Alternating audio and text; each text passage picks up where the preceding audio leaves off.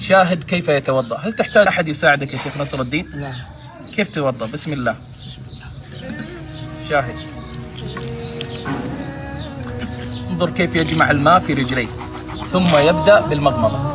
سقط عنه غسيل الكفين، الآن يتمضمض 3.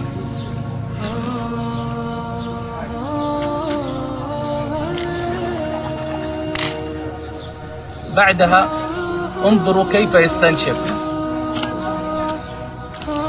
هذا هو الاستنشاق.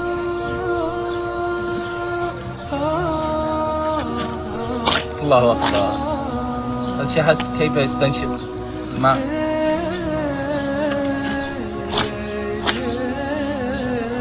بعد الاستنشاق ماذا سيغسل؟ الآن يغسل وجهه، يغسل وجهه برجليه. والله إن هذه الرجل أكرم عند الله من وجيه كثير من الناس قصروا في الصلاة.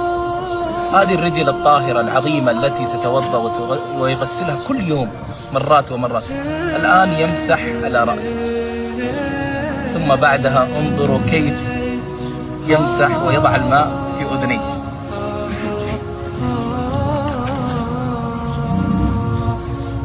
شاهدت؟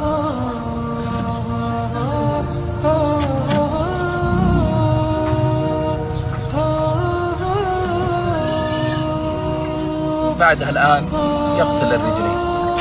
الله أكبر. سنوات وهو على هذه الحالة، سنوات وهو يصلي قبل صلاته يتوضأ بهذا الوضوء بهذه الطريقة، لا يساعده أحد. رسالة: يا من عصيت الله في يديك، يا من تدخن، يا من تسرق، يا من تفعل الحرام وتبطش بيديك، أسألك بالله من أحوج باليدين، أنت أم هذا الرجل الذي يريد أن يدافع عن نفسه، يريد أن ينظف عورته، لا يستطيع. هو يستطيع يرد على الهاتف، يستطيع يحسب الأموال، يحمل، لكن لا يستطيع ينظف عورته.